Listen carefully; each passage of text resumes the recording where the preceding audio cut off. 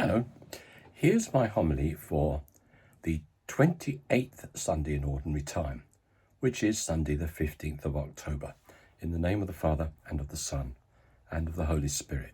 Amen. Many years ago, I was invited by someone I knew in Oxford to visit him and his family in Pakistan. I was nervous for many reasons. It's such a different world from the one I'm used to. But almost as soon as I arrived, feeling like a fish out of water, my host asked me if I would like to wear traditional Pakistani clothes, and was delighted when I said yes. Within 4 hours, I had been measured, chosen my cloth, and the new clothing, my shalwar kameez, had been delivered. It was a lovely gesture and made me feel a little less different from everyone else around me. Now, just as I was clothed by my Pakistani friend, so hidden in our gospel today is a message about being clothed by God. The king is angry that so many people have rejected his invitation to the feast, and so he sends his servants out anywhere and everywhere to fill the hall with guests, whatever they are like. And so we hear the wedding hall was filled with guests, but with the significant phrase, bad and good alike. Which reminds us of that pithy comment by Jesus that he has not come to call the righteous, but sinners. What follows seems a bit strange for us. For once these people are at the wedding, one person is rejected, not for being bad, but for not wearing a wedding garment. Now, from our modern point of view, we could easily see this as a suggestion that the man has failed to dress himself properly. But that's strange, given they've been summoned at a moment's notice from the crossroads. It's a bit unfair to expect them to be all dressed and ready, isn't it?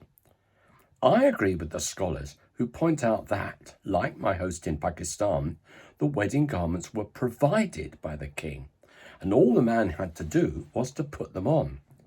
Not to wear the garment was to ignore the gift.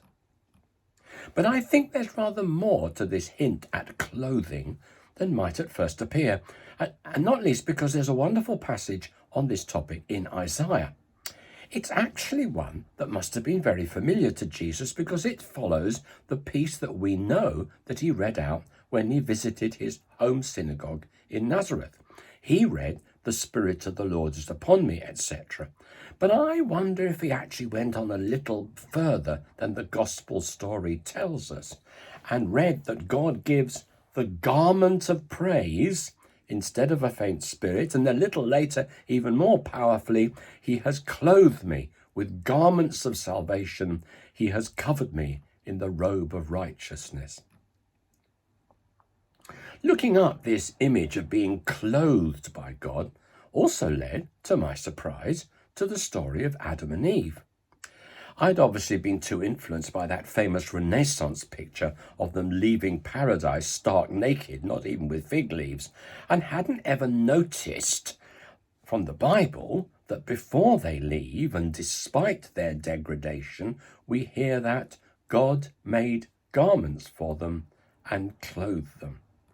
It's a great reminder to us that even when we have rejected God, even in our darkest moments, God reaches out to care for us in some way. And we might link this to those lovely words in our first reading today, where we hear that the Lord will wipe away the tears from every cheek. Adam and Eve are clearly weeping, and in doing so they represent all of us weeping for our tragically fallen world. How helpless we feel as we see the dreadful scenes of warfare and violence on the news in Israel and Palestine at the moment, which has somehow blotted out the continuing tragedies in the Ukraine and the Sudan. This image of tears being wiped away from our eyes by a loving God is such an important one, isn't it? And it's even more personal than that of being clothed. We imagine the mother or father taking their weeping child into their arms. Tears are wiped away, words of comfort are spoken, and somehow, sometimes almost instantly, and sometimes much more slowly, the sobs subside, and a little smile returns to their face. It reminds me that too often when we think of God as a father, we think of him more like a rather old grandfather than a comforting daddy in his 20s or 30s, the Abba of Jesus. There is, however, one more image related to clothing that I'd like to draw your attention to. It's one that I find quite difficult. It's where Jesus says, "Is not life more than food and the body more than clothing? Why are you anxious about clothing? Consider the lilies of the field, how they grow. They neither toil nor spin. Yet I tell you, even Solomon in all his glory was not arrayed like one of these. But if God so clothes the grass of the field, which today is alive and tomorrow is thrown into the oven, will he not much more clothe you, O you of little faith?" Hearing this always reminds me of how weak my faith is, and how often I have to say with the father of the epileptic child, "I believe, help my unbelief." It's exactly why I find the absolute faith of St. Paul in our second reading today equally difficult. Of course, clothed as we are with Christ, something we are told happens to us at our baptism, we might expect to be able to say with St. Paul, "I am ready for anything, anywhere. There is nothing I cannot master with the help of the one who gives me strength." Well, yes, we can say it, but most of us will accept that our faith is rather more shaky than St. Paul's. Indeed, I wonder if St. Paul gave himself extra courage by his use of the image in his letter to the Ephesians that God doesn't just provide ordinary clothing for us, but a whole suit of armour. But even with armour, my heart still wonders if, put to the test, I would manage to remain faithful. But then I remind myself that St. Paul also promises that we will not be tested beyond what we can bear. And that's the experience of many people, isn't it? When faced with a crisis, they suddenly find the strength that they didn't think they had.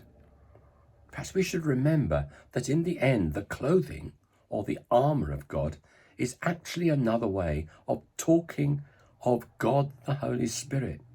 And God is not a static thing like clothing, but an ever-changing source of power and life and light, responding to different situations in different ways. The clothing we are offered is God himself surrounding and supporting us. And that's something we must never forget. So may Almighty God bless you, the Father, the Son, and the Holy Spirit. Amen.